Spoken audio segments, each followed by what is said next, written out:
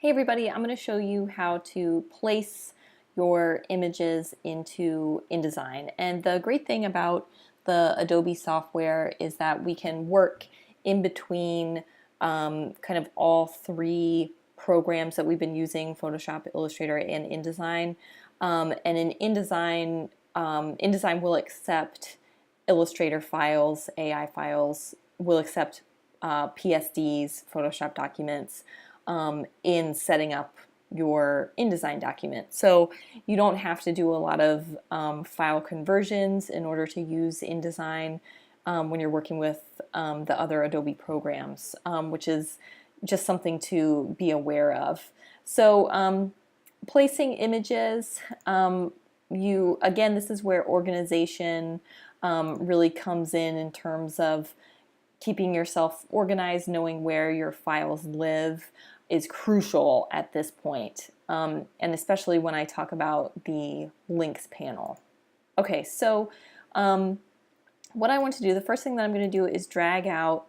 I'm going to use our rectangle frame tool, and I'm going to click and drag all the way to the margins. There we go, I see this X pop up. If I go to File, Place, you can also do Command D, which is the keyboard shortcut. And I'm going to locate my Hereford Road edited photo. Actually, I'm going to my cover first. And I have my,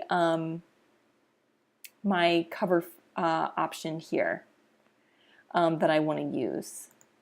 So I've made a copy of it too. That was another version that I made. I made two different versions to kind of see what I think would look best, and I'm happiest with this option. I'm going to say open. And when I illustrated that cover, I set up the dimensions as 8.5 by 11. And I can see here that because of that, because this page is 8.5 by 11, but I have these margins, that things get kind of cropped. And I want to change that. So I'm going to hit V, which takes me back to my Move tool. And remember that you can use spacebar and kind of click and drag around with your mouse too. And I'm going to click this kind of circle in the center, which is another way of kind of navigating this image around on the cover. But I want things to, go back to where they were. So I'm going to just do Command Z, take a step back. And now what I'm going to do is hold down Shift and alter the dimensions so it fits within those margins.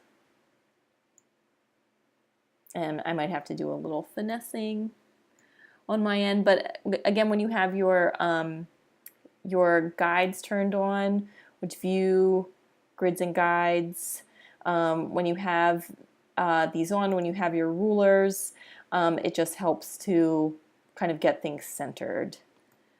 So I'm going to, when I see those crosshairs, I know that this image is in the center, and that's what I want. And you can see things look kind of pixelated right now, and that's not the image, it's just InDesign. And you have the option of changing your display performance. So you see you have fast display.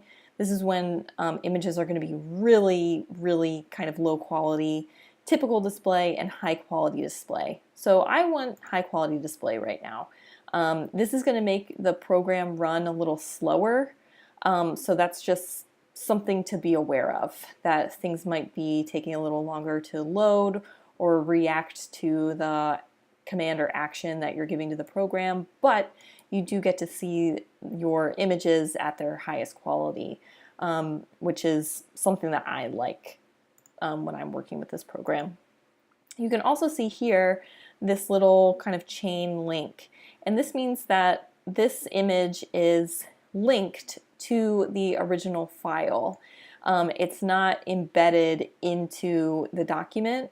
And when an image is embedded into a document, it adds a lot of data. It adds megabytes or kilobytes, depending on how big that file is. But with it linked, it just is kind of there as a placeholder. So what that means, let me go back to my folder, go to my cover. So if I open up my cover in Illustrator, and let's say I change any one of these colors and I hit save, I'm going to get a notification in InDesign down here, which links to my pre-flight panel, saying that there's been an update to one of my links and I need to update it. And if I click on my links panel, this is where that would show up. And then I would just double click on the link and say update and go from there. Everything is fine now, but if that's something that, let's say I give you feedback about your cover and I'm like, oh, I think you should make this text bigger, you can go into the Illustrator file, hit save, make your adjustment, hit save, and then just update that link in InDesign.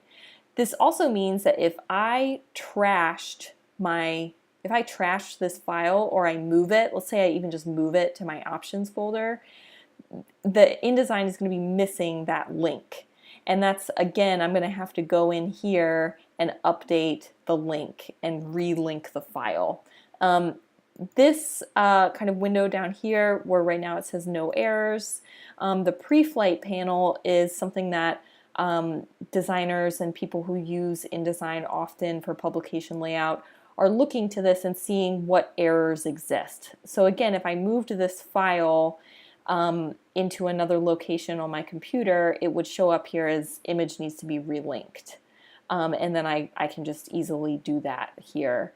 So InDesign has these checks and balances for us to use in terms of staying organized. So my best advice is to stay organized and to keep things where you had them, before you are totally finished. So let me place another photo, and the sort of nice thing about InDesign too is that I can reorganize my pages. So depending on how I want to lay out all of my images, that's something that I'm going to think about as I work. So I'll go to my edited photos, and I'm just going to pick one because I can always change it later. And right now I'm going to pick the JPEG file over the Photoshop document file. There's really doesn't matter which one you choose at this point. Here we go, and that placed that right in there. And I can, I kind of like how this is framed here, and I might just leave it as is, and again, it's something that I can always come back to. So if I wanted to reorganize my pages a little bit, I would just click on, this page, and let's say I want this to go, over here. I just kind of click and drag, and it will move to page 4 instead of page 2. And that's something that I'll do again later as I keep working and filling in all of my pages. So there you go, more in terms of